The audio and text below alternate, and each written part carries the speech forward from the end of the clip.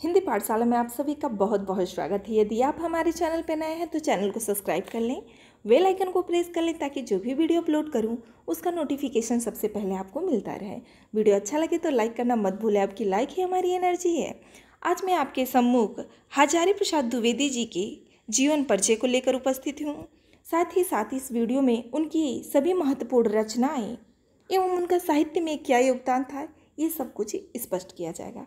तो स्टार्ट करते हैं आज का वीडियो।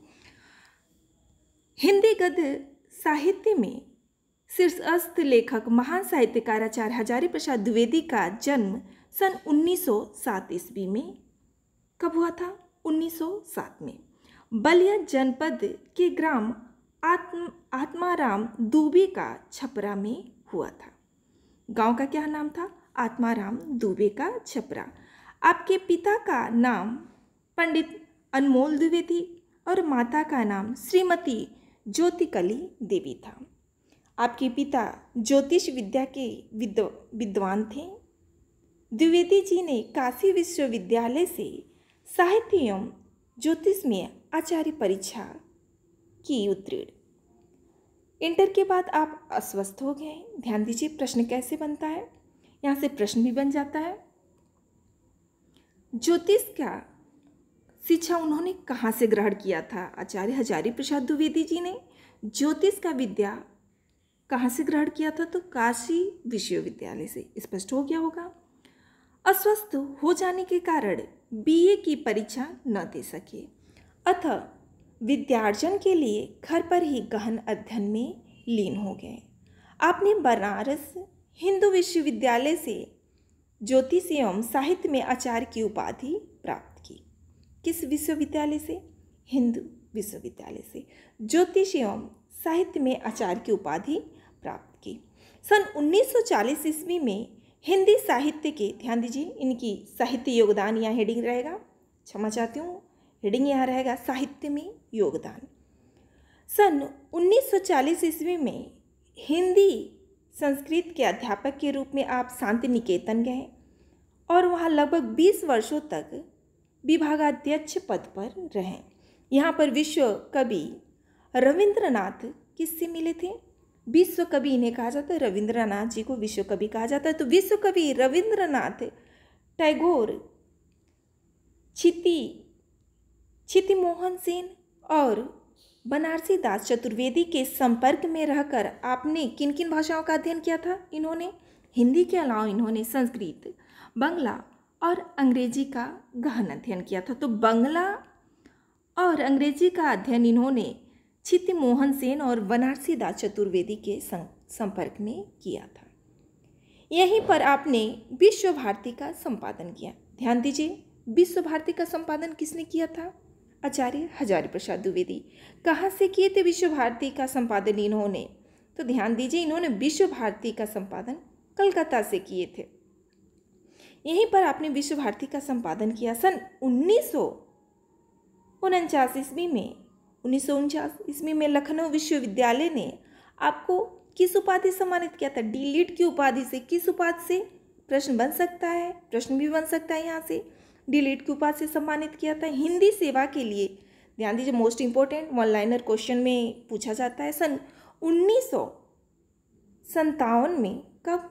सन 1957 ईस्वी में भारत सरकार ने आपको पद्म भूषण की उपाधि से सम्मानित किया था।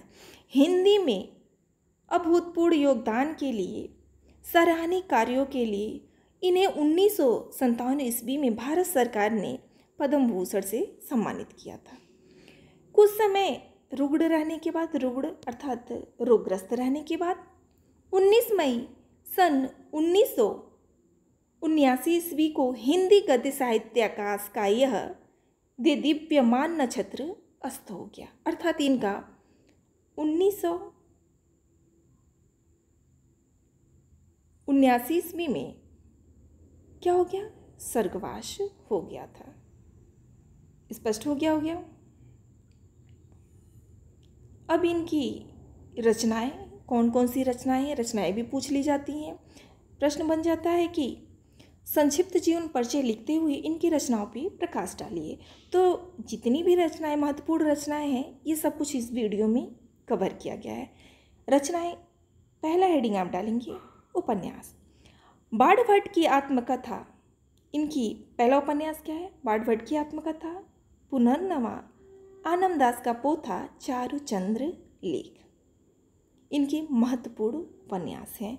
निबंध, अशोक के फूल, कुटज, विचार और वितर्क, कल्पलता, साहित्य के साथी, आलोक पर्व आदि इनके क्या है? आचार्य हजारी प्रसाद द्विवेदी के निबंध हैं। अशोक के फूल किसका है? बहुत बार परीक्षा में पूछ लिया जाता है, आचार्य हजारी प्रसाद द्विवेदी। कुटज किसका है? आचार्य हजारी प्रसाद द्विवेदी। विचार और वितर्क, ध्यान दीजिए, क्वेश्चन बहुत पूछा है। विचार और वितर्क किसका है? आचार्य हजारी प्रसाद द्विवेदी। किस विधा का है? निबंध विधा का है। कल्पलता निबंध विधा का है। साहित्य के साथी निबंध विधा का है। आलोक पर्वी निबंध विधा में रचा हुआ है। आलोचना साहित्य, सूर साहित्य। आलोचना साहित्य में इन्होंने क्या क्या लिखा है? सूर साहित्य, कबीर, सूरदास और उनका काव्य, हिंदी साहित्य की भूमिका मोस्ट इम्पोर्टेंट। हिंदी साहित्य की भूमिका मोस्ट इम्पोर्टेंट है, ये कई बार पूछा है। हिंदी साहित्य की भूमिका, हमारी साहित्यिक समस्याएं, साहित्य समीक्षा, कालिदास की लालित्य योजना, हिंदी साहित्य का आदिकाल। ये भी प्रश्न बना हुआ है, हिंदी साहित्य का आदिकाल किसका है? तो ये इनका आलोचनात्मक साहित्य किसके अंतर्गत आता है?